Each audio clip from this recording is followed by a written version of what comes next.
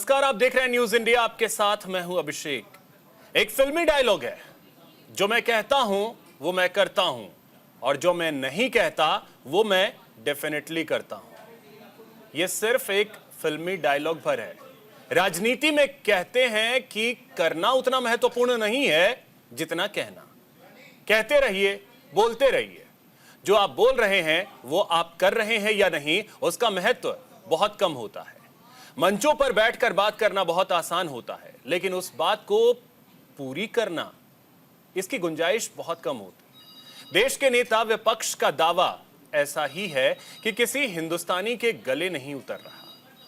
चीन ने भारत की जमीन पर 6 दशक पहले कब्जा किया था, यह सच्चाई है। लेकिन यह कब्जा किसके शासनकाल में हुआ था, इसका जवाब भी देना होगा। सबसे बड़ा सवाल यह है कि जो मुद्दे राहुल गांधी अमेरिका से उठा रहे हैं, क्या वो जरूरी मुद्दे हैं या गैर वाजिब मुद्दे उठाए जा रहे हैं, या फिर सोची समझी रणनीति के तहत ये सारे बयान दिए जा रहे हैं। चर्चा आज इसी मुद्दे पर करेंगे। हमारे साथ एक बड़ा गेस्ट पैनल भी होगा, लेकिन चर्चा से पहले आपको दिखाते हैं एक रिपोर्ट।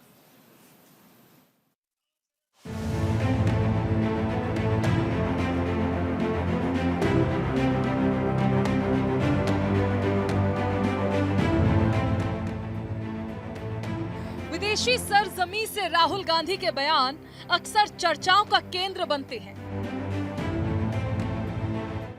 एक बार फिर से इतिहास खुद को दोहराता नजर आया। 3 दिवसीय अमेरिका दौरे पर गए राहुल गांधी ने भारत और भारतीय राजनीति को लेकर जो बयान दिए, उन पर बीजेपी ने हंगामा खड़ा कर दिया। माफी मांगने से लेकर देशद्रोह के मुकदमे तक के बयान आ चुके हैं। Texas, Virginia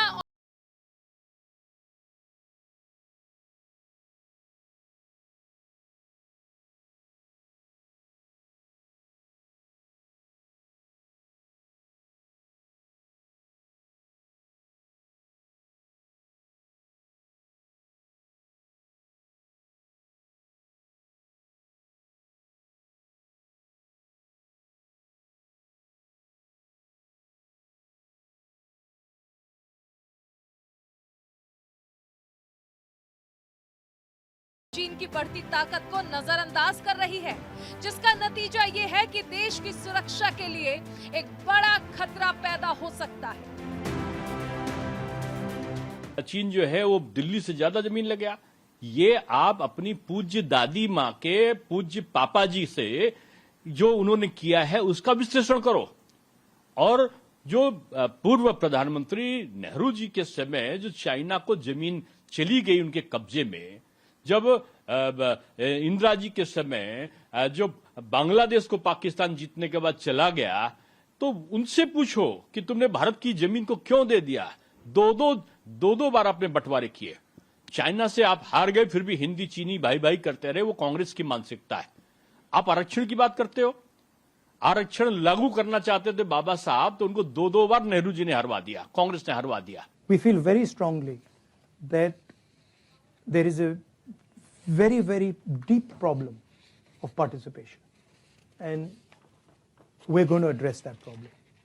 I don't see it as a mandal versus kamandal issue, and what we're saying is different than the idea of only reservations.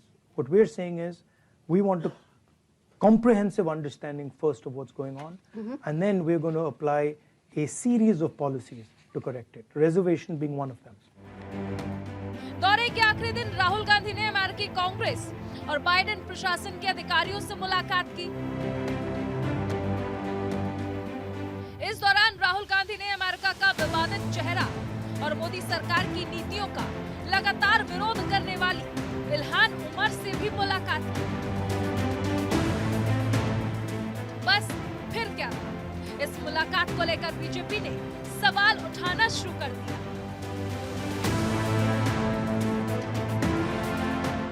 जिन्होंने किसी घोषित भारत विरोधी सांसद के साथ मुलाकात करके अपने मधुर मनोभावों की अभिव्यक्ति की है।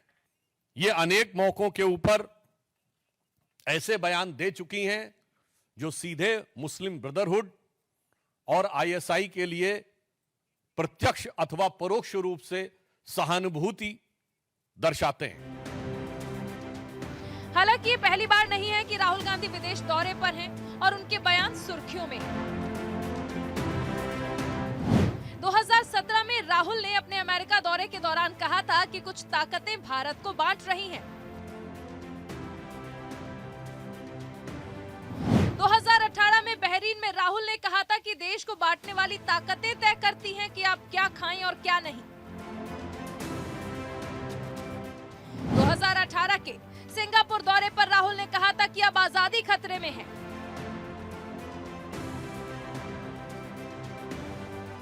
2018 के ही मलेशिया दौरे पर राहुल गांधी ने कहा था कि अगर मैं प्रधानमंत्री होता तो नोटबंदी की फाइल फेंक देता। मई 2022 में जब राहुल गांधी ब्रिटेन के दौरे पर थे तब उन्होंने सीबीआई और ईडी का हवाला देते हुए भारत सरकार की तुलना पाकिस्तान सरकार से की थी। बीजेपी ने राहुल पर विदेश जाकर भारत को बदनाम करने का आरोप लगाया था। कुल मिलाकर देखा जाए तो राहुल गांधी के विदेश दौरे अंतर्राष्ट्रीय मंच पर भी चर्चा का विषय बन जाते हैं, क्योंकि राहुल जब भी बोलते हैं उस पर सियासत शुरू हो जाती है। अब देखना दिलचस्प होगा कि राहुल के अमेरिका में दिए गए बयानों पर बीजेपी कब तक कांग्रेस को घेरती है और कब तक राहुल के बयानों को भारतीय राजनीति में जिंदा रखती है। Bureau report, news India. तो चर्चा आज इसी पे करेंगे। हमारे साथ एक बड़ा गेस्ट पैनल है। चलिए सबसे पहले परिचय करवा दूं। हमारे साथ जेपी दीवान जी जुड़ रहे हैं, वरिष्ठ पत्रकार हैं। दीवान जी, बहुत स्वागत आपका न्यूज़ इंडिया पर। हमारे साथ निपुण आलमबायन जी हैं, राजनीतिक विश्लेषक हैं। निपुण जी, बहुत स्वागत आपका। रमनीश वत्स जी हमारे साथ हैं, राजनीतिक विश्लेषक हैं। रमनीश जी, बहुत स्वागत आपका। हमारे साथ यश श्रीवास्तव थोड़ी देर में जुड़ेंगे, प्रवक्ता कांग्रेस से। नावेद अयाज जी भी हमारे साथ जुड़ेंगे, बीएसपी नेता हैं। अनिरुद्ध सिंह जी हमारे साथ हैं, प्रवक्ता है बीजेपी के। अनिरुद्ध जी, बहुत स्वागत आपका न्यूज़ इंडिया पर। सबसे पहले चर्चा की शुरुआत रमनीश जी आपसे करते हैं।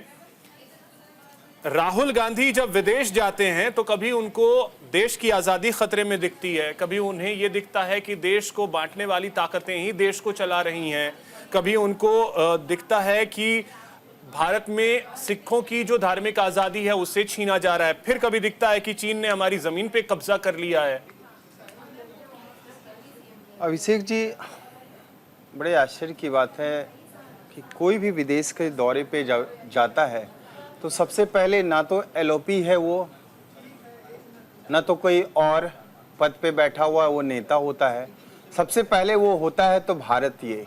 बिल्कुल। और मुझे लगता है भारतीय होने के नाते राहुल गांधी का भी एक कर्तव्य है कि जो हमारी राष्ट्र की जो एकता है, अक्षुण्णता है, संप्रभुता है और जो महिमा है, जो गौरव है, और उस गौरव गाथा को भी राहुल गांधी यदि दुनिया के सामने रखें, चाहे अमेरिकी संसद की बात करते हैं, चाहे यूरोपियन आप संसद जाते हैं, यूनियन की बात करते हैं, कहीं पे भी आप विदेश में जाते हैं, विदेशी दौर पे जब भी जाते हैं, तो आप उसको यदि रखते तो अच्छा होता है। लेकिन जब जब विदेशी दौरे पे राहुल गांधी जाते हैं, पता नहीं कौन सा दौरा उनको पड़ने लगता है कि राहुल गांधी, आपको याद होना चाहिए कि यूएन का सुरक्षा स्थायी सदस्य जो है, उसका जो तोहफा नानाजी आपके जवाहरलाल नेहरू, स्वर्गीय पंडित जवाहरलाल नेहरू ने चाइना को कहीं ना कहीं उन्होंने मदद करी थी। 32,000 वर्ग किलोमीटर से ज्यादा तोहफे के रूप में स्वर्गीय जवाहरलाल नेहरू ने भी आपके नानाजी ने तोहफे के रूप में दिया था। भारत चीनी भाई भाई आपने किया। उसके बाद 1962 में हमने देखा कि किस तरह से चाइना ने हमारे जमीन पे कब्जा किया और उसको आपने छोड़ भी दिया।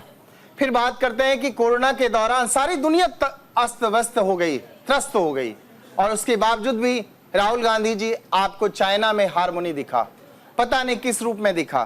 फिर आप बात करते हैं, राहुल गांधी जी ने बहुत सारे चीजों को रखा सामने में। आज आरक्षण को आपने रखा, आप बताइए कि बाबा साहब भीमराव अंबेडकर ने आरक्षण इसलिए लाया ताकि आर्थिक रूप से, सामाजिक रूप से लोग एक सामान्य धारा में उठ करके आए। आप कहते हैं कि आरक्षण को ही हम खत्म कर देंगे, फिर आप कहते हैं कि 55% से ज्यादा हम आरक्षण की बात, आप कहना क्या चाहते हैं?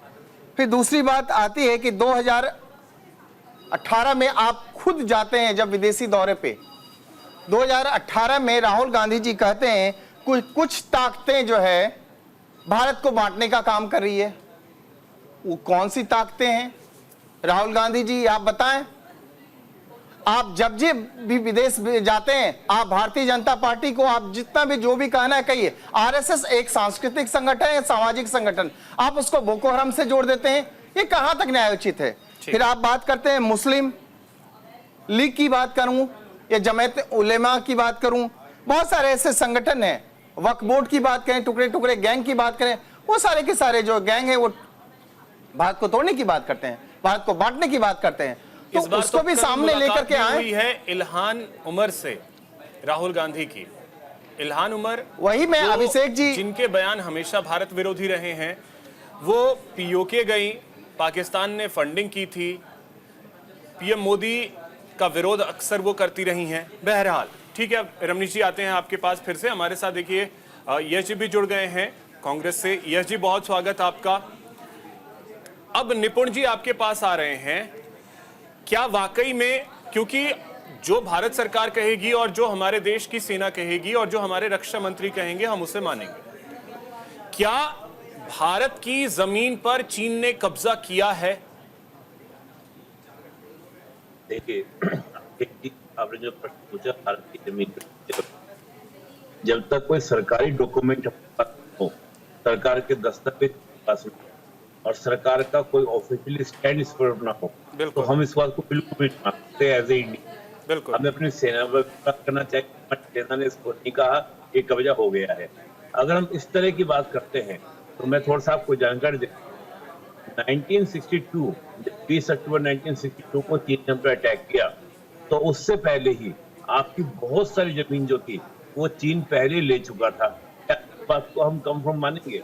1960 में भारत ने फॉरवर्ड पॉलिसी स्टार्ट की थी अगेंस्ट ऑफ चाइना, क्योंकि लगातार वो हमारी सीमा में, अब मानकर चलिए कि 1962 से पहले तकरीबन 80% जमीन पर पहले ही चीन कब्जा कर चुका था और 20% जमीन पर कब्जा 20 अक्टूबर से 21 नवंबर के बीच में उस एक महीने की वॉर में हुआ है। इसका प्रमाण है 1957 में चीन ने पूरे, आप देखें जो अक्साई चीन है उसमें रोड तक बना दी थी, तिब्बत से सिंगजियांग जो उसका उरुग्वे स्टेट है उसको जोड़ने वाली 1957 में, लेकिन उसको भी प्रमाणिक नहीं माना जाता। जब 1962 के बाद माना गया कि हाँ भाई इतनी जमीन चीन ने कब्जा कर ली, इस वॉर के बाद हमने उसी बात को माना। आज इस बात को बोल देना, चीन के ऊपर इस बात का कमेंट करना, ये सरासर क्या है, हमारी सेना की अगेंस्ट भी बात है कि सेना ने प्रमाणिक सेना के विरोध में देखा जाना चाहिए, भारत के विरोध में देखा जाना। लेकिन राहुल गांधी जी बीजेपी पर कोई बात करते हैं, मोदी कोई बात करते हैं, मैं यहाँ तक कहता हूँ आरएसएस पर भी अगर कोई बात करते हैं कि आरएसएस सपोर्ट करके बीजेपी को, तो आप एक राजनीतिक टिप्पणी कर सकते हैं, आप आलोचना कर सकते हैं, कटाक्ष कर सकते हैं, आप फ्री हैं, आप करने के लिए तैयार। लेकिन कोई भी इस प्रकार का बयान जो भारत के हित को कहीं ना कहीं नुकसान पहुंचाता है, जैसे चीन का उन्होंने स्टेटमेंट, और दूसरा जो वो स्टेटमेंट देखते हैं समुदाय को लेकर, देखिए एक हमारे शपथ लेते हैं, उस शपथ की भी एक मर्यादा होती है। हमारी प्रेम्बल कहती है, बात करती है, उसका तो आपको सम्मान करना चाहिए। आप हमारा जो सोशल फैब्रिक है, हमारा जो सोशल फैब्रिक है वो सेकुलरिज्म का है, आप उसके ऊपर कटाक्ष करते हैं। इसकी बात आज नहीं, इसका प्रभाव कई सालों तक जो भी अमेरिका रहता है। बिल्कुल, और कई बार हमने देखा है कि हमारे देश के नेता जब इस तरीके के बयान देते हैं, उस बयान को पाकिस्तान तुरंत लपकता है। ऐसे बयानों को हमारे देश के जो दुश्मन हैं वो पलक झपकते लपकते हैं। ये भी कम से कम नेताओं को सोचने की जरूरत है। जेपी दीवान, आपसे समझना चाहेंगे राहुल गांधी का जो ये बयान है इसे किस तरीके से देखा जाए कि चीन ने भारत की जमीन पर कब्जा किया हुआ है? देखिए, पिछले कुछ सालों से लगातार खबरें आ रही हैं, उसमें तमाम तरह के एक्सपर्ट्स भी हैं, पॉलिटिशियंस भी हैं जो कह रहे हैं चीन यहाँ तक घुस आया है, लद्दाख में आ गया है, अरुणाचल में आ गया है, इस जमीन पे कब्जा कर लिया है, और सिक्किम में भी थोड़ा सा उसने वो किया है, लेकिन उसका आधिकारिक कोई अभी तक वो नहीं है कि वाकई में किया है कि नहीं किया है, कितना किया है। हाँ, सेना के सूत्रों से या जो दूसरे सूत्रों से खबर आ रही है उसमें यह है कि वो काफी हद तक अंदर घुस गया है। कल परसों किरण रिजिजू का बयान था, वो इस तरह का एक गोलमोल सा भी था कि उन्होंने कहा था कि किसी के गांव में पत्थर लगा देने से गांव उसका नहीं हो जाता है ना। तो कहीं ना कहीं कुछ गड़बड़ तो है, टेंशन है वहां पर। जहां तक उसका सवाल है कि ये एक गंभीर मुद्दा है, देश की सिक्योरिटी और संप्रभुता से जुड़ा मुद्दा है, एकता और अखंडता से जुड़ा मुद्दा है। चूंकि हमारी बॉर्डर अगर वाकई में कब्जा हो गया है तो गंभीरता से विपक्ष पक्ष सभी लोगों को अपने आपसी मतभेद छोड़ करके सरकार से बात करना चाहिए, सरकार को भी उनसे बात करना चाहिए। और उनके सामने सबसे पहला प्लेटफॉर्म हमारा सरकार और हमारी पार्लियामेंट। बिल्कुल। तो अब इस मसले पर सरकार का पक्ष भी क्लियर है कि चाइना ने 1 इंच जमीन भी नहीं कब्जाई है। सेना की तरफ से आधिकारिक कोई बयान इस तरीके का नहीं है, लेकिन हमारे देश के एलओपी विदेश में बैठ करके ये कह रहे हैं कि चीन ने कब्जा कर लिया है। तो फिर सबूत कहां है? सबूत दीजिए, कहां कब्जा है? वही मैं कह रहा हूं कि इतने दिन से जब हमारे देश में इस विषय पर पिछले कई सालों से चर्चाएं चल रही हैं, आरोप प्रत्यारोप हो रहे हैं, ऐसी स्थिति में जबकि स्थिति साफ नहीं है कि वाकई में क्या है, तब विदेश की धरती पर जाकर के इस तरह का बात करना, ये एक, क्योंकि ये मुद्दा भारत के स्ट्रेटेजिक उससे भी जुड़ा हुआ है, तो करना सेंसिटिव है। थोड़े सेंसिटिव नेता को इस तरह की बातें करना भी नहीं चाहिए, जो पैट्रियाटिक सेंसिटिव नेता हैं। बिल्कुल। जो देश यश जी अब आपके पास आ रहे हैं और समझना यही चाहेंगे कि क्या सबूत है कांग्रेस के पास कि हां चीन ने जमीन कब्जा कर लिया है? इसके कोई सबूत राहुल गांधी के पास या कांग्रेस के पास हैं? और अगर हैं तो वो देश के सामने रखें। अभिषेक जी, कांग्रेस की बात छोड़िए, पूरी दुनिया सबूत दिखा दिखा के परेशान है। सैटेलाइट इमेजेस आपके ही जैसे दूसरे चैनलों पे और आपके चैनल पे भी प्रोग्राम आए होंगे, जब सैटेलाइट इमेजेस दिखाई जा रही हैं, ये खबर आती है कि लद्दाख में भेड़ बकरी चराते हुए लोग जाके चीनी सेना के सैनिकों से उलझ के उनको भगा रहे हैं, लड़ रहे हैं, डटे हुए हैं, ये खबरें आती हैं। हमारे चेक पोस्ट पर चीनी सेना गश्त करने लगी है क्योंकि वो लाइन ऑफ एक्चुअल कंट्रोल है, तो उसमें अतिक्रमण करने वाले की जमीन पर वो अधिकार जमाने लगता है, तो हमारे चेक पॉइंट्स पर से फौज हटा दी जाती है। और ये आरएसएस वाले जो दिन रात यहाँ पे ज्ञान देते रहते हैं, जो 3 दिन में भारतीय सेना बराबर की फौज खड़ी कर सकते हैं, उन्होंने इस खबर को आपकी खातिर या देश की खातिर वेरीफाई करने के लिए एक बार वहां जाने की भी जहमत नहीं उठाई है। तो या तो अपने लोगों को सीमा पर खड़ा करके दिखाइए, या फिर पूरी दुनिया जो दिखा रही है उसको खुली आंखों से देखिए। रहा सवाल विदेश में अपने देश के नाम को खराब या अच्छा करने का, तो एक आदमी है जो प्रधानमंत्री बनते ही पूरी दुनिया में घूमता फिर रहा था, और उसका क्या डायलॉग था विदेशी मंच पे कि ये कोई देश है, ये कोई लोग हैं, चलो छोड़ो, दुर्भाग्य से पैदा हो गए। ये किसका वीडियो है? क्या वो वीडियो मुझे दिखाना पड़ेगा?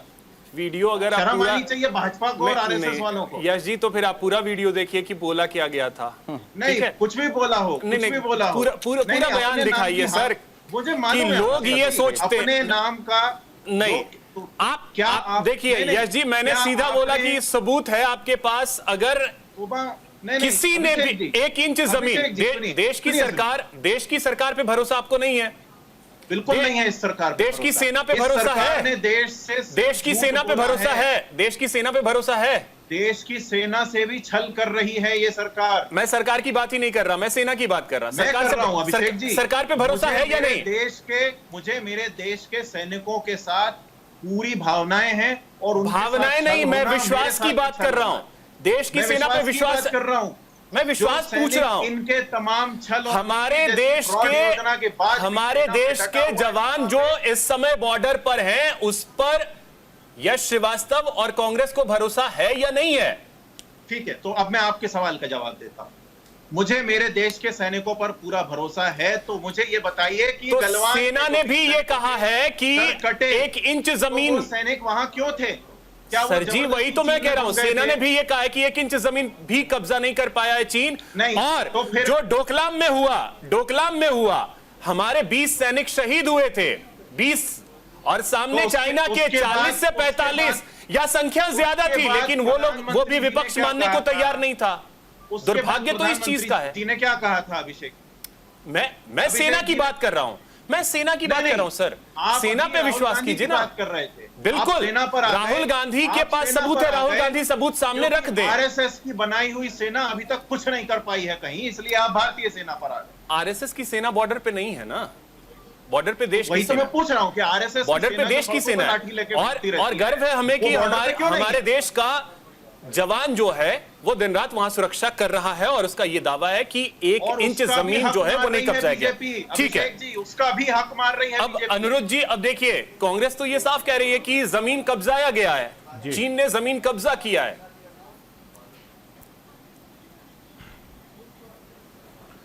अभिषेक जी, अभी एलओपी बाहर गए, आप ये, मुझे तो बड़ा ताजुब होता है, 2004 से 2014 तक उनकी गवर्नमेंट रही, यूपीए 1 यूपीए 2, उनको कोई यूनिवर्सिटी उनको कभी अपने यहाँ बुलाती नहीं थी किसी व्याख्यान करने के लिए, किसी डिस्कशन के लिए। अभी कर्नाटक के अंदर, हिमाचल के अंदर, तेलंगाना के अंदर सरकार है, कोई स्टेट यूनिवर्सिटी उनको नहीं बुलाती है भैया आओ हमारे यहाँ ज्ञान बांटो। ना कोई आपने बुक लिखा, ना आपने कोई ऐसा काम किया। एक इकोसिस्टम है, जिस इकोसिस्टम पे आप बाहर जाते हैं, और बाहर जाके इनका 3 काम। पहले दिन इन्होंने सिखों के लिए विवादित बयान दिया, दूसरे दिन ये भारत को नीचा दिखाते हैं, तीसरे दिन इनका काम होता है इल्हान उमर से, जो कि पीओके को इंडोर्स करता है, जो आईएसआई की तरफ से क्या कहते हैं सपोर्टिंग एक सांसद हैं अमेरिका के, उनके साथ मिलते हैं। इनका 3 एजेंडा है। आप कहीं भी बाहर जाएं, भीतर रहें, आप पॉलिसी पर भारतीय जनता पार्टी मोदी सरकार को जबरदस्त तरीके से जितना बस में हो उतना घेरे, उनका जवाब देना सरकार का बनता है, और हम लोग आके देते हैं। लेकिन ये लोग क्या करते हैं, राहुल गांधी जी हैबिचुअल ऑफेंडर है 2 काम के। इनकी आप पूरी क्रोनोलॉजी उठा के देखिए, जब से ये राजनीति में आए हैं, इनका पहला होता है कि हिंदुओं का अपमान करना किसी न किसी तरीके से, उसके बाद में भारत का अपमान करना किसी न किसी तरीके से, किसी न किसी तरीके से करते रहते हैं। ये जाते हैं, जिस चीन की बड़ाई करते हैं, जब गलवान में वहां पे भारतीय सैनिक और चीन के सैनिक थोड़ा सा झड़प होता, क्योंकि अक्साई चीन नेहरू जी ने डोनेट कर दिया था, और जब अक्साई चीन डोनेट किया चीन को, तो उन्हीं के पार्टी के सांसद, क्या कहें मंत्री थे, महावीर त्यागी, पार्लियामेंट फ्लोर पे बोले कि नेहरू जी आपके सर पे बाल नहीं है कि आप उठा के इसको दे देंगे क्या। बात यह है। उसके बाद आता है, इन्होंने उधर पाकिस्तान को 2 हिस्से में, एक तरफ बांग्लादेश गया, उसको भी नहीं आप कवर कर पाते हैं। जिन सिखों की बात करते हैं, अगर आप बांग्लादेश में इतना बड़ा कर सकते थे, तो पाक ऑक्युपाइड कश्मीर उस टाइम ले सकते थे। सिखों के लिए जो क्या, जहां गुरु नानक जी पैदा हुए थे, जहां उनका निर्माण हुआ लास्ट मूवमेंट में, उसको आप ले लेते। लेकिन इनकी जिस नीतियों के लिए नेहरू जी को बनाया गया, तो वो सारी नीतियां फेल। राहुल गांधी के साथ ये सबसे बड़ी दिक्कत है कि जब भी जाएंगे तो एनिमी कंट्री की बड़ाई करेंगे, उस चीन की बड़ाई करेंगे जिसका मैन्युफैक्चरिंग ग्रोथ भारत से कम, जीडीपी भारत का आधा भी नहीं है, जहां पे अनएम्प्लॉयमेंट रेट भारत से कई गुना ज्यादा वर्तमान में, जहां के चीन के डिफेंस मिनिस्टर गायब हैं, जहां के चीन के फॉरेन मिनिस्टर गायब हैं, अली बाबा के फाउंडर जैक मा गायब हैं, ये उस चीन की बड़ाई करेंगे। एक पेपर ने आर्टिकल लिखा अमेरिका में कि भाई ये राहुल गांधी जी भारत से आए हैं या पाकिस्तान से आए हैं, इनका केवल काम। आप भारतीय जनता पार्टी और मोदी का विरोध करिए। आप 6 से 7 साल पहले, शायद साल 2018 का साल था, सुब्रमण्यम स्वामी आप ही के सांसद थे, उनका भी ये आरोप था कि चीन ने जमीन कब्जा किया है और जरूरत पड़ी तो मैं कोर्ट जाऊंगा, और इस पे सरकार को स्पष्ट करना चाहिए। तो सरकार इस पे स्पष्ट क्यों नहीं कर रही है? कर दे स्पष्ट। देखिए सुब्रमण्यम स्वामी जी क्या कह रहे हैं, कोर्ट भी गए होंगे, कोर्ट उसकी प्रोसीडिंग करेगी, उसका प्रोसेस अलग है, वो कोर्ट प्रोसीडिंग करेंगी। लेकिन बात तो वाकई में है मजेदार, जिसको अपनी जाति नहीं पता, अपना गोत्र नहीं पता, अपनी नागरिकता में खुद का संशय लगा। भाई कांग्रेस में इतने सांसद हैं, सुब्रमण्यम स्वामी सबके लिए क्यों नहीं आवाज उठाते हैं? अगर इनकी नागरिकता में कहीं संशय है तो इसीलिए आवाज उठा रहे हैं, वो कोर्ट जा रहे हैं। तो जिसका कुछ नहीं पता है उसी का सब कुछ यहाँ पे आ जाता है। इनका परफॉर्मेंस देखिए 2014, 2019, 2024, ठीक है, इनका बेस्ट परफॉर्मेंस होता है, 99 सीट लेके आते हैं। ये कुंठा से भरे हुए हैं, मन में जो जहर होता है ना वो निकलता है इनसे।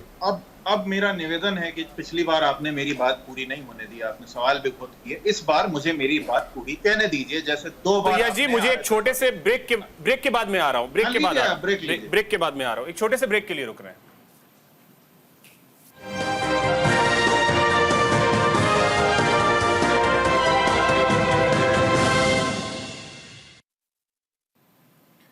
ब्रेक के बाद एक बार फिर से आप सभी का स्वागत है। चलिए सीधे चर्चा की ओर रुख करते हैं। यश जी बोलिए, जल्दी से बात पूरी कीजिए, फिर आगे बढ़ते हैं। यश जी। जी, तो अभिषेक जी, अभी आपने पता नहीं ध्यान दिया या नहीं, भाजपा वाले कहते हैं कि चीन की जीडीपी हमसे आधी है। तो देखिए, जो बात स्कूल का बच्चा भी काट दे, कम से कम वो तो मत बोलिए। आप एक नेशनल टीवी पे पार्टी का प्रतिनिधित्व कर रहे हैं और बीच में मत बोलिए, ग्रोथ रेट की बात। उसके बाद ये बार बार जब हमको ये बताते हैं कि देश के खिलाफ ये कान खोलकर सुना करिए, झूठ मत बोला करिए। जवाब चाहिए इस पूरी सरकार से कि यदि आपको राहुल गांधी जी का भाषण ऐसा लगता है कि वो देश के खिलाफ है, तो आपने भी वो पूरा नहीं सुना है। उसी प्रकार जिस प्रकार आप ऐसा चाहते हैं कि हम ये कोई देश है, ये कोई लोग है कहने वाले का भाषण पूरा सुने, और यदि आपने देश में इतने सारे तमगे जड़े हैं तो आप क्यों नहीं स्थिति सुधार पा रहे हैं? चलिए, पहले जो हुआ अगर उसको सच मान लिया जाए, जो कि सच है भी नहीं, तो आपने आज क्यों इतनी सारी जमीन जाने क्या दी? सच नहीं है? मतलब जो जमीन पे कब्जा हुआ 1962 में वो सच नहीं है, तो क्या सच नहीं? अभिषेक जी सुनिए, पूरी बात सुनिए। मैंने आपसे अनुरोध किया था कि इस बार आपके सवाल थोड़ी देर रोक लीजिए, पहले मुझे मेरी बात कहने दीजिए। जो जमीन पर कब्जा हुआ वो एक, मेरे ख्याल से एक युद्ध का नतीजा था, और उस युद्ध में आरएसएस वालों को मैंने कहीं भी नहीं देखा कि वो लाठी डंडा लेके भारतीय फौज की मदद कर रहे हो। इसलिए हमसे सवाल करने से पहले ये याद रखिए कि वो युद्ध भी भारतीय सेना ने लड़ा। सर, उस युद्ध उसके शौर्य पर सवाल नहीं उठा सकते। और रही आज की बात, कैसे नहीं उठेगा सर? क्यों नहीं उठेगा? अभिषेक जी, पूरी बात होने दीजिए ना। आपने पूरी बात सिंह को नहीं रोका है। यस जी, मैं पूरी बात होने पे ही सवाल पूछता हूं। जीडीपी हमसे आधी बता रहे थे, तब भी आपने सवाल नहीं किया। जीडीपी ग्रोथ, मुझे मेरी बात पूरी कहने दीजिए। जीडीपी और जीडीपी ग्रोथ दोनों अलग अलग चीजें हैं। नहीं, वो हम मालूम है अलग अलग चीजें कर रहे हैं। मेरी बात पूरी, मैं डेटा मर्ज करने की बात, जीडीपी और जीडीपी ग्रोथ, मैं आपकी बात पूरी होने पे ही सवाल पूछता हूं। कहने देंगे या नहीं कहने देंगे आप? बिल्कुल कहने दूंगा। यस जी, बिल्कुल। आप फिर कहने दीजिए ना। आपके सवाल आप थोड़ी देर रोक सकते हैं। बोलिए भाई, यदि पहले की स्थिति कुछ बिगड़ी थी इनके अनुसार, तो इन्होंने आज क्यों और बिगड़ने दी? क्या ये झूठ है कि आज की तारीख में चीनी सीमा पर हमारे क्लैश हो रहे हैं? क्या ये झूठ है कि हमारे देश में भेड़ बकरी चराने वाला भी आज चीनी सैनिकों के सामने डटा हुआ है? क्यों डटना पड़ रहा है उसको? क्या किया इन्होंने? और इन्होंने देश के अंदर कौन सा तमगा जड़ लिया? मणिपुर जल रहा है 16 महीने से, अभी कल परसों फिर क्लैश हुआ है, हत्याएं हुई हैं। क्या कर रहे हैं ये देश की बात करते हैं। अरे क्या देश के अंदर की न्यूज नहीं दिखाई देती दुनिया को? महाराणा प्रताप के घोड़े की मां गुजराती थी, ये भाषण जिसने दिया था, क्या लगता दुनिया को नहीं मालूम पड़ेगा? ठीक है, बोलिए रमनीश जी। देने वाली पार्टी हमें देश का नाम सिखा रही है। ठीक है यश जी, ठीक। बहुत अच्छी बात उन्होंने रखी कि देश में बहुत सारी समस्याएं हैं, उनको देखना चाहिए, बिल्कुल देखना चाहिए। तो देश की समस्याओं को देखना चाहिए ना सबसे पहले राहुल गांधी को, क्योंकि विदेश में जाकर के देश का अपमान करते हैं। और अभी इन्होंने बहुत सारी, सुनिए, जब मुख्यमंत्री हुआ करते थे, जब प्रधानमंत्री जब मुख्यमंत्री गुजरात के हुआ करते थे, तो मनमोहन सिंह जी को देहाती औरत कहा गया था। तो सबसे पहले मुखर होकर के बोलने वाला कोई था तो नरेंद्र मोदी जी ही थे। उसके बाद देखिए, आज जिस तरह से एलओपी, एक राहुल गांधी एलओपी का भी एक गरिमा होता है, एक पद होता है, लेकिन उन्होंने अपनी गरिमा को ही, मुझे लगता है, उन्होंने शर्मसार करने का काम किया है। मैं उदाहरण देना चाहता हूं कि 1995 में पीवी नरसिम्हा राव की सरकार हुआ करती थी। उस समय अटल बिहारी वाजपेयी जेनेवा में जाकर के भारत का प्रतिनिधित्व किया और हमारे देश का डंका बजाया। और आज राहुल गांधी जी विदेश जब भी जाते हैं, चाहे मैंने कहा इसके पहले यूरोपियन कांग्रेस की बात करूं, चाहे अमेरिकन कांग्रेस में जाकर के जहां भी जाते हैं, देश की किरकिरी ही करना चाहते हैं और करते हैं। आज देखिए, उन्होंने कहा कि किसान जो है असहाय है देश में। 1200 किसान जब कर्नाटका में कांग्रेस की सरकार है, जब मर गए, आत्महत्या कर लिया, तो उस समय कांग्रेस कहां था? राहुल गांधी की आवाज क्यों नहीं निकली? आरक्षण को खत्म करने की बात आप कहते हैं ना, अभी आपने रखा, उसके बाद 55% आरक्षण। आप पहले तो कहते हैं आरक्षण को हम खत्म कर देंगे, फिर आप कहते हैं, तो आप देश के अंदर कुछ और कहते हैं, विदेश में जाकर के आप देश को बांटने का काम करते हैं। राहुल गांधी जी के बयान जो हैं उसमें बहुत सारे विवादों को जन्म देता है। आप कहीं ना कहीं धार्मिक जो सद्भाव है, भाईचारा है, प्रेम है, उसको कहीं ना कहीं ठेस पहुंचा रहे हैं। राहुल गांधी जी, आप बताइए, आपने कहा कि 2018 में भी आपने कहा था, आज भी आप करें, देश को बांटने वाली ताकत तो वही हो सकती है ना जो आपके साथ खड़ा हुआ है, जो कि कहता था भारत तेरे टुकड़े होंगे इंशाअल्लाह इंशाअल्लाह, उसको आप गले लगा लिया, कन्हैया कुमार जैसे लोगों को। उसके बाद राहुल गांधी जी, आपसे सवाल है, आप कहते हैं, उनके प्रवक्ता ने भी अभी सामने कहा कि जो चीजें, जो गलतियां हुई उससे हमें सीख लेने की जरूरत है। वाकई में सीख लेने की जरूरत है। 32,000 वर्ग किलोमीटर चाइना को जब सौंप दिए थे, जवाहरलाल नेहरू की सरकार जब हुआ करती थी, उससे भी हमें सीख लेने की जरूरत है। आज सिख के ऊपर, जो सिख हमारे भाई हैं, उनको भी आपने अपमान करने का काम किया। आप बताइए कि 1984 में सिख दंगे हुए, आप पगड़ी वाले को पकड़ पकड़ के, सिख को पकड़ पकड़ के, उन लोगों के साथ क्या हुआ था? सिख दंगे में सबसे ज्यादा कौन मारे गए थे? ठीक है रमनीश, आप इमरजेंसी लगाने की बात, इमरजेंसी भारत में सबसे पहले पत्रकारों के ऊपर भी आपने बोला कि पत्रकारों को बोलने नहीं दिया जाता है, सिख को पगड़ी नहीं पहनने दिया जाता है, सारी चीजें जो आपने सामने रखा है। तो राहुल गांधी जी, आपको अपने गिरेवान में देखना चाहिए, और आपको यदि शर्मसार होने की जरूरत है, बस 10 सेकंड, बस अभिषेक जी 10 सेकंड, यदि आपको शर्मसार होने की जरूरत है, आपको देखने की जरूरत है, अवलोकन करने की जरूरत है, आत्म आकलन की जरूरत है, तो आपको कांग्रेस पार्टी को ही सबसे पहले आपको उंगली उठानी पड़ेगी, और शर्म करिए कि आपके नेता जो थे वो भ्रष्ट थे, आपके नेता जो थे कायर थे, आपके नेता जो थे डरपोक थे, जिन्होंने चाइना को जमीन सौंप दी थी। निपुण जी, भाई बसकर हो गया। निपुण जी, अब देखिए, क्या ये सारे यस जी निपुण जी, ये सारे बयान जो पिछले 3 दिनों में दिए गए राहुल गांधी की तरफ से, चाहे उनका यह कहना कि जहां 90% लोगों के लिए अवसर ना हो उस देश में मैं नहीं रहना चाहूंगा, फिर धार्मिक आजादी सिखों की, उसके बाद आरक्षण को लेकर के कैप तोड़ने की बात करते हैं कि कैप तोड़ ले जाएंगे, तोड़िए ना, अगर आपकी सरकार ही 55 साल से थी, तोड़ा क्यों नहीं आज तक? क्या ये सारे बयान जो हैं सोच समझ कर दिए जा रहे हैं, या फिर मतलब ठीक है बातें निकल जाती हैं, निकल जा रही हैं? नहीं, देखिए अभिषेक जी, अब राहुल गांधी जी का व्यक्तित्व पहले जैसा व्यक्तित्व नहीं है कि पहले निकल जाते। अब राहुल गांधी जी बहुत परिपक्व नेता की तरह बात करते हैं, तो पता है हम क्या बोल रहे हैं, उसका इम्पैक्ट क्या होने वाला है, क्या उसका प्रभाव होगा। और रही बात कैप तोड़ने की बात, आरक्षण की जैसे बात है, वो कैप तोड़ेंगे, तो इंदिरा साहनी का जजमेंट है, सुप्रीम कोर्ट ने दिया हुआ है, उसको अगर तोड़ सकते हैं तो मैं मानूंगा सुप्रीम कोर्ट की अवहेलना होगी। लेकिन अगर मान लीजिए कांग्रेस आती है और पार्लियामेंट में संविधान संशोधन करके वो 50% की कैप का वॉयलेंस करती है, तो फिर वो सुप्रीम कोर्ट में मामला जाएगा, सुप्रीम कोर्ट देखेगा। इस प्रकार की बात कहते हैं, इसमें कोई प्राय नहीं मानता कि हाँ भाई, वो कहते हैं 90% की हिस्सेदारी होनी चाहिए। ये भी एक राजनीतिक हो सकता है कि भाई अगर हम आएंगे तो हम इस प्रकार की हिस्सेदारी देंगे। उनका बीजेपी को आलोचना करना, मोदी जी की आलोचना करना या आरएसएस की आलोचना करना, मैं इसको भी जायज मानता हूँ। लेकिन जिस तरीके से उन्होंने चीन की बात को रखा, और अभी यश जी भी क्या बोल रहे हैं इनके कहने के तरीके, तो मैं यश जी को बता दूं, 1962 में हम वॉर हारे, उससे पहले 1960 में भारत सरकार के द्वारा फॉरवर्ड पॉलिसी लॉन्च की गई थी। इसलिए लॉन्च की गई थी क्योंकि चीन हमारी सीमाओं में 80% एरिया ऑलरेडी कब्जा कर चुका था। ये मेरा नहीं है, नेहरू जी का स्टेटमेंट है फॉरवर्ड पॉलिसी का 1960 में। फिर नरसिंह राव गवर्नमेंट से लेकर 2005 मनमोहन सरकार के बीच में 5 समझौते हमने चीन के साथ में किए।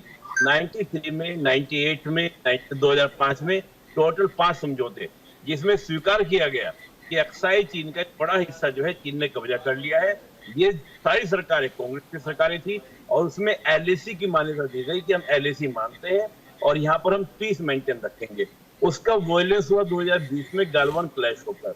और जो आज ये बात कह रहे हैं, इसको बिल्कुल भी आप स्वीकार नहीं कर सकते कि इस प्रकार की बात आप जब बोलते हैं चीन को लेकर, तो मुझे भी बड़ा दिक्कत होती है।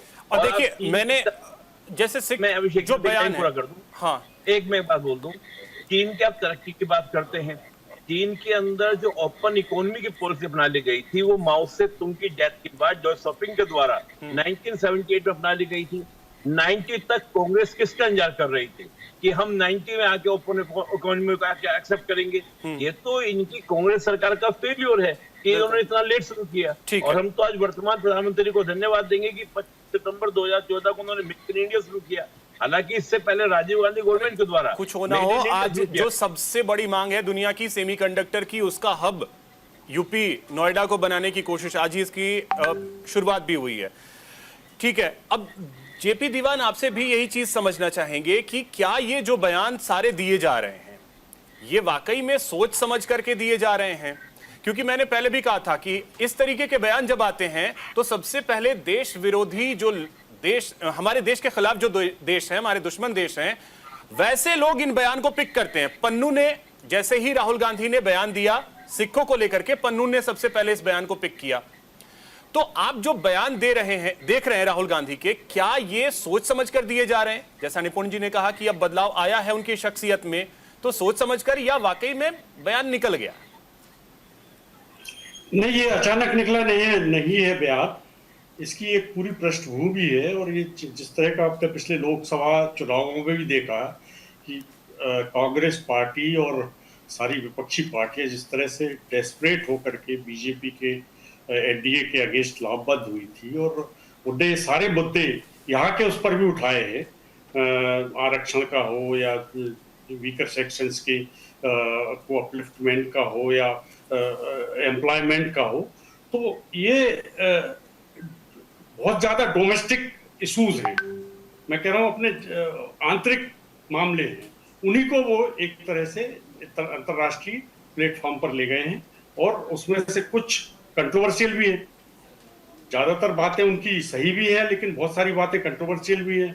बहुत सारा मिलना मिलाना ये सब होता है डिप्लोमेसी में, बाहर जाते हैं आप दूसरे देशों में तो। और दूसरा एक सबसे बड़ा फैक्ट ये है कि देखिए, अब हम एक ग्लोबल विलेज की तरह हैं। 50 साल या 40 साल पहले का दुनिया नहीं है अब अगर यहाँ कुछ होता है तो एकदम पूरी बात पूरे दुनिया में फैल जाती है मिनटों में, एक्स के जरिए, दूसरे प्लेटफॉर्म्स के जरिए, और वहां पर भी आप जो कुछ कहते हैं, किससे मिलते हैं। सवाल ये है कि कोलकाता में एक घटना हुई, कोलकाता में एक घटना हुई, वो घटना पूरी दुनिया में फैल गई, ठीक है, कोई दिक्कत नहीं है, लेकिन एलओपी का बयान, प्रधानमंत्री का बयान, संसद के, लोकसभा के अध्यक्ष का बयान, उपराष्ट्रपति का बयान, ये बयान तुम अलग होते हैं ना घटनाओं से। ये बयान अलग होते हैं, घटनाएं कुछ होती हैं, होता कुछ है, बातें कुछ और होती हैं, उस पर रियलिटी कुछ और होती है, जो इन्वेस्टिगेशन होते हैं उसमें कुछ और चीजें निकल के आती हैं, तब तक वो चीज पूरी दुनिया में फैल चुकी होती है। और ये जो रोग है ना, जो हम बोल रहे हैं, ये जो ओवर इंफॉर्मेशन का, इसमें बहुत केयरफुल, कम से कम हम हमारे नेताओं को, और जो विदेश दौरा करते हैं, विदेशी प्लेटफॉर्म पर देश की बातें रखते हैं, उनको बहुत केयरफुल रहना होगा, और बहुत बिल्कुल सावधानी से, सतर्कता से। राहुल गांधी के स्टेटमेंट हो सकता है सोशल मीडिया के लिए बहुत बड़े स्टेटमेंट हो, वो हाथों हाथ ले हुए, या वो किसके साथ फोटो आई उनकी, वो उसका क्या रिपरकशन होगा आपके होमलैंड पे या आपके पन्नू जैसे लोग इस बयान को पिक करते हैं। यश जी, आ रहा हूं, वेट, अनुराग जी एक कमेंट अब आपसे भी चाहूंगा कि क्या करेंगे सर अगर इस तरीके से बयान आते रहे जी, तो देश विरोधी ताकतें हैं उस बयान को पिक कर रही हैं, पन्नू ने पिक किया इस बयान को, और आप लोगों की तरफ से भी कहा जा रहा है कि राजद्रोह का मुकदमा होना चाहिए, तो कम से कम वो तो हो जाए। अभिषेक जी कि ये पन्नू इनको बयान को समर्थन करते हैं। अभी कहा जा रहा था कि आरएसएस ने 1962 में नेहरू जी ने गणतंत्र दिवस पे आरएसएस की परेड कराई थी, इसलिए कि जब भारतीय सेना को जूते चप्पल मोजे नहीं दे पा रहे थे नेहरू जी, तो उस टाइम पे आरएसएस उनके साथ खड़ी हुई थी। दूसरी चीज आती है कि क्या कहते हैं कि इनके जितने भी बयान आप उठा के देखिए राहुल गांधी जी के सारे इनके अंदर एक जहर जैसा होता है हिंदू के खिलाफ और भारत के खिलाफ। पूरा एक इनके साथ में भारतीय सेना से सबूत मांगने वाला व्यक्ति इनके साथ में है, भारतीय सेना को रेपिस्ट कहने वाला व्यक्ति इनके साथ में है, अगर पाक को पीओके को क्या कहते हैं पाकिस्तान का हिस्सा बताने वाला व्यक्ति इनके साथ में होता, उससे मुलाकात करते। डिप्लोमेसी का हिस्सा नहीं होता ये कि भारत विरोधी लोगों को उसमें जाके आप क्या कहते हैं उनके साथ में आप हाथ मिलाइए, उनके साथ खड़े रहिए। आप बार बार आप क्यों इतना शर्मसार करते हैं कि एनिमी कंट्री का बार बार बयान देते हैं आप? इनकी लेगेसी यही रही। सांप सपेरों का देश कौन बता रहा था भाई? फोटो कौन दिखा रहा था कि सांप सपेरे जब फॉरेनर्स आते थे तो इंडिया के अंदर राजीव गांधी अपने दोनों बच्चों को लेके इंदिरा जी दिखा रहे थे, नाती नाती को अनुरुद्ध सिंह जी लेके देखिए, पवन खेड़ा का भी एक बयान आया है, पवन और खेड़ा उसके का बाद भी 70 सालों में पवन खेड़ा का भी इस पे एक बयान आया है कि जिस तरीके से राहुल पवन गांधी खेड़ा ने के बयान को बोला, क्या लिया जाए, और जब उनको मैं तब से जानता हूं। इल्हान उमर से जब वो मिले हैं राहुल गांधी, तो इसकी शिकायत क्यों नहीं कर रही है भारत सरकार?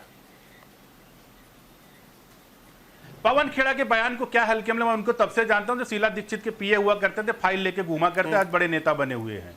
ठीक, उनके बयान को कोई गंभीरता से नहीं लेता है। बात है जब राहुल गांधी जी के एक हैबिचुअल ऑफेंडर पड़ चुके हैं, वो एक हैबिचुअल ऑफेंडर पड़ चुके हैं। दो चीजों की उनकी आदत है, एक तो भारत विरोधी, उनके कोई लगे पूरी उठा के देख लीजिए, भारत के विरोध की बयान की बात करते हैं और हिंदुओं का, दो चीज एकदम से उनका भरमारी से नफरत भरी हुई है। अरे भाई आप कंस्ट्रक्टिव पॉलिटिक्स करिए ना आप, क्योंकि उनके मन में एक इंटाइटलमेंट है कि ये दिमाग में जो हो चुका है ना कि डायनेस्टी ऑफ पॉलिटिक्स की, अरे मैं ही तो पीएम बन सकता था, मैं तो कहां से चाय वाले का बेटा कैसे बन गया, एक सामान्य घर का लड़का कैसे प्राइम मिनिस्टर बन सकता है। इनके दिमाग में खाए जा रही उनको, और यही करते करते वो कांग्रेस को रसातल पे समाते जा रहे। लोगों को, कांग्रेस के लोगों को लग रहा पवन खेड़ा जैसे चरण चुंबक है, जिनको लगता है क्योंकि पीए गिरी वो किए हुए हैं, उनको लगता है कि हमेशा कि नहीं नहीं हमारे साथ में क्या है, राहुल गांधी जी तीर मार रही है। सुन लीजिए, 4 से 2014 से लेकर 2019 से लेकर 2024 तक 99 सीटें उनकी जीती हैं, और उसके बाद में जितनी भी सीटें उनका सबसे अगर मतलब हाईएस्ट परफॉर्मेंस देखा जाए तो कोई भी ऐसी बात होगी, अब बात आती, सुन लीजिए अभिषेक जी, मुझे 10 सेकंड चाहिए, कुछ होगा मैं रोकूंगा, 10 सेकंड की बात चाहिए, 10 सेकंड। अगर अपमानजनक शब्द होगा मैं खुद रोक दूंगा। अभिषेक जी मुझे 10 सेकंड दीजिए, उसके बाद जिसको मन करे उसको बुलाइए। यश जी 10 सेकंड। आपने राहुल गांधी जी कहते हैं कि मुझे क्या कहते, यश जी अगर कोई आपत्तिजनक शब्द होगा मैं सबसे पहले रोकता हूं, ठीक है? बस मैं अभिषेक जी कौन से मुझे 10 सेकंड दीजिए, बताइए मुझे, अभिषेक कौन सा शब्द आपत्तिजनक था बता दीजिए मुझे। मैं क्यों रिपीट करूं? नहीं तो बताइए, मैं उस पे रोकूंगा। मैं कह रहा हूं अभिषेक जी मुझे 10 सेकंड समय दीजिए, अभिषेक रुक जाइए, 10 सेकंड समय दीजिए, बस 10 सेकंड। यश जी आपका ही समय, फिर वो बर्बाद, 10 सेकंड समय दीजिए, उसके बाद अपना बोले वो फिर बर्बाद नहीं, इन्होंने कहा अनुरुद्ध जी जल्दी से बात, पता भाई वो बोल लेंगे ना। रमनीश जी एक सेकंड, अनुरुद्ध जी जल्दी से पूरी समझ, ऐसे डिबेट अच्छी नहीं होती, वो अपने टर्म में बोल लेंगे, उनको जो बोलना होगा खंडन करेंगे, बोलेंगे, जो करना होगा करेंगे। फिर 10 सेकंड का राहुल जी जाके कहते हैं कि एक लेवल प्लेइंग फील्ड नहीं मिलता है। साहब आप इनकम टैक्स रिटर्न का 5-5 साल तक आप जवाब नहीं देंगे, आपके एमपी घर में 350 करोड़ मिलता है, आप कहते हैं 20-20 मुकदमे। आप बताइए मुलायम सिंह मायावती के खिलाफ मुकदमे, आय से अधिक संपत्ति किसने दर्ज कराया था? शिबू सोरेन जेल किसके टर्म में गए थे? आप ये बताइए मधु खेड़ा किसके टर्म में जेल गए थे? आप ये बताइए कलमाड़ी किसके टर्म में जेल गए थे? लालू प्रसाद यादव किसके उसमें सरकार के रिजीम थे? सेंट्रल गवर्नमेंट सारी आपकी थी, जेल भेजते आप हैं, मुकदमा करते आप हैं, और उसके बाद आप चिल्ला, नेशनल हेराल्ड का केस भी आपके टाइम पर हुआ, और आप चिल्लाते क्या कहते हैं, नहीं हमको लेवल, ठीक है, एक लेवल प्लेइंग फील्ड नहीं मिलता है। यश जी अब ये बताइएगा कि घर की बात करने के लिए घर का मंच है ना, क्या जरूरत है आरक्षण की बात आप जाकर के कर रहे हैं अमेरिका में, क्या जरूरत है? अभिषेक जी अब आपका सवाल मुझे लगता है शायद समराइज हो गया, इसके आसपास यदि कोई पेरिफेरल क्वेश्चन हो तो वो भी दे दीजिए, फिर मुझे रोकिएगा मत। बोलिए। तो अभी आपने सुनी ये जो पूरी ये सस्ती कॉमिक्स वाली कहानियां यहाँ पे एक दो लोगों से, आप मुझे सिर्फ इस बात का जवाब दीजिए कि यदि आज हमारा देश बहुत आगे बढ़ रहा है जैसा ये लोग बताना चाहते हैं, तो देश में छोटी छोटी समस्याएं खत्म क्यों नहीं हो रही? मणिपुर पे कोई जवाब नहीं है, महिला पहलवानों के मामले पर कोई जवाब नहीं है, और तो और जिस बंगाल का ये नाम लेते रहते हैं वहां भी उन्होंने कुछ नहीं किया है, सिर्फ मुद्दा बना के बैठे हुए हैं, और ये बात महिला पहलवान बता रहा है, तीर मारा है इन्होंने। मुझे ये बताइए, यदि आरएसएस वालों ने नेहरू के साथ खड़े हुए थे जब उनके पास फौजियों को जूता मोजा पहनाने को नहीं था, तो आरएसएस हटी क्यों फौज से? और क्यों नहीं अपना जूता मोजा उतार के दे दिया इन्होंने फौजियों को? ये जहालत की बातें करना बहुत आसान होता है अभिषेक भाई। नेहरू जी ने गणतंत्र दिवस में राष्ट्रीय संघ को शामिल किया, किस लिए शामिल किया? पवन खेड़ा के बारे में कुछ भी बोलने से पहले अपने आप को देखिए, आप कोई न्यूक्लियर साइंटिस्ट नहीं हो रहे यहाँ पे। उन्होंने तो बहुत काम किया है, या नहीं भी किया हो तो आप कोई नहीं हो रहे बोलने वाले। किसी भी नेता के बारे में बोलने से पहले उनकी हिस्ट्री पूरी देखिए। और मुझे बस ये बता दीजिए ना कि क्या किया है, क्या जरूरत है? मुझे बोलने दीजिए अभिषेक। बोलिए आप। मैं कितनी बार बोल रहा हूँ, आप मुझे इंटरप्ट कर रहे हैं। अरे सर आप नहीं कर रहे हैं। मैं बिल्कुल इंटरप्ट करता हूँ, डिरेल बस मैं नहीं होता। नहीं तो मैं भी डिरेल नहीं हो रहा। आरक्षण की बात घर में कर लेते। जोड़ा था, मैं बता रहा हूँ आपको। हाँ, आरक्षण समय के अनुसार जब हमने कहा था कि आरक्षण बराबरी से ऊपर नहीं होना चाहिए, वो उस समय की मांग थी। आज जब कैप तोड़ने की बात हो रही है तो चलिए कैप टूटे या ना टूटे, पहले आप जातिगत जनगणना भी छोड़िए, जनगणना तो करके दिखाइए। आप तो जनगणना भी नहीं कर पा रहे हैं, 4 साल ओवर हो गया यस जी, जनगणना क्यों जाति की जनगणना क्यों? अभिषेक जी, आप मुझे मेरी बात कहने देंगे या नहीं? अरे सर, आप ही की बात आप ही कह रहे हैं। सवाल नहीं डाल रहे ना आप, इनके बीच में सवाल नहीं डाल रहे हैं, आप मेरे बीच में सवाल डाल रहे हैं। नहीं, आपने कहा ना कि जातिगत जनगणना आज करवानी चाहिए, क्यों करवानी चाहिए? आज बात शुरू हुई है राहुल जी के विदेशी दौरे से। बिल्कुल, आप उसी सवाल कर रहे हैं जातिगत जनगणना पे। अरे सर, उन्होंने जाति की भी बात की है, वहां जातिगत जनगणना की बात उन्होंने की है। हाँ, उस पे भी बात आप की है। पहले आपस में ये तय कर लें। एक तो ये रमणीक वत्स कौन है, मुझे ये बताइए। अरे मुझे तुम कौन हो भाई? लग रहे हैं। यस जी, देखिए अब ये अगर पर्सनल होंगे तो फिर दिक्कत है। नहीं, डोंट बी पर्सनल। पर्सनल अगर होंगे तो नहीं, रमनी तुम्हारी क्या आइडेंटिटी है? मैं एक बात कहता हूँ, यस जी, आप जिस विंडो में दिख रहे हैं उसी विंडो में रमनीश वत्स जी भी दिख रहे हैं, और आपकी जितनी इज्जत है, मैं बोलूंगा, आपकी जितनी इज्जत है उतनी ही रमनीश वत्स की भी है। उससे ना रत्ती भर कम, ना रत्ती भर ज्यादा। ये हर किसी की तो पर्सनल रमनीश वत्स कौन है, क्या है, मैं तो नहीं, मैं तो है कि वो हमारे गेस्ट हैं। मैं उसके खिलाफ बोलूंगा कि जब रमणीक नहीं, जब देश की खिलाफत जो भी करेगा मैं उसकी खिलाफत करूंगा, मैं उसकी खिलाफत करूंगा। और दूसरी बात है, सुनिए, बहुत देर तक ये भाषण दे दिया ना, देवता का मतलब भगवान नहीं होता है। कौन से धर्म ग्रंथ में लिखा है भाई? राहुल गांधी जी का कहना है ना। अरे मैं जानता हूँ ISI का एजेंट, MSS का एजेंट जो है, जॉर्ज सोरोस का एजेंट, एजेंडा चलाते हैं राहुल गांधी जी विदेश जाकर के, मुझे ये सब पता है। और इल्हान उमर जो रेडिकल इस्लाम का प्रतिनिधित्व करती है, चाहे पाकिस्तान की बात करें, सऊदी अरेबिया की बात करें, अमेरिका की बात करें, अब मैं क्लोजिंग कमेंट की तरफ बढ़ रहा हूं, वो सब चलाती है, उसी को करते हैं साथ में। यस जी और रमनीश जी, यस जी, बस इल्हान उमर कौन है भाई? गुरपतवंत सिंह पन्नू कौन है? गुरपतवंत सिंह पन्नू कौन है? एक आतंकी है ना। जो बात वो बोलता है वही बात राहुल गांधी बोलते हैं। क्या मंच घर का नहीं चुना जाना चाहिए था घर की समस्या उठाने के लिए? यही तो कह रहा हूं अभिषेक जी, ये बात सबको याद होनी चाहिए। अब रुक जाइए, जेपी दीवान। नहीं अभिषेक जी, मुझे बात रखने दीजिए, इन्होंने बात। रमनीश जी आ रहा हूं। ये कम्युनिकेशन इतना ग्लोबलाइज्ड हो गया है कि आप कहाँ क्या कह रहे हैं और कहाँ उसका रिएक्शन हो रहा है, इसका बहुत मायने नहीं रखता है। मैं शुरू में ही कहा था कि बहुत ही स्ट्रेटेजिक जो मामले होते हैं उनको अंतर्राष्ट्रीय सोच समझ उठाना चाहिए। मतलब बहुत इसे उठाया गया है। ठीक है, कैसे करेगा? ठीक है सर, छोटा क्योंकि समय नहीं है मेरे पास। जहां तक उनके राजनीतिक मुद्दों का सवाल है, राहुल गांधी के राजनीतिक मुद्दे वो कर सकते हैं, विदेशी मंच पे बहुत सोच समझ करके सुनने वाले उसको चुना गया है। ठीक है रमनीश जी, जल्दी से 10 सेकंड में। बस मैं इतना ही कहना चाहता हूं अभिषेक जी, बताइए, अंतर्राष्ट्रीय मंच का मतलब यह होता है कि देवता का मतलब भगवान नहीं है। आप सनातन का अपमान करें, हाँ ये बात सच है कि आप सनातनी नहीं है, एक पारसी सनातनी हो भी नहीं सकता, लेकिन इसका मतलब यह नहीं कि आपको किसी ने अधिकार दे दिया कि आप हमारे भगवान का और देवता का है जो है। आपके अंदर हिम्मत है ना, किसी और धर्म के बारे में जाकर के बोलिए, ठीक है, और उसी अंतर्राष्ट्रीय मंच पे उस बात को रखिए, उसके बाद पता चल जाएगा आपको। ठीक है निपुण जी, मंच सही था, मुद्दे जो उन्होंने उठाए, या घर में बोल लेते, क्या दिक्कत थी?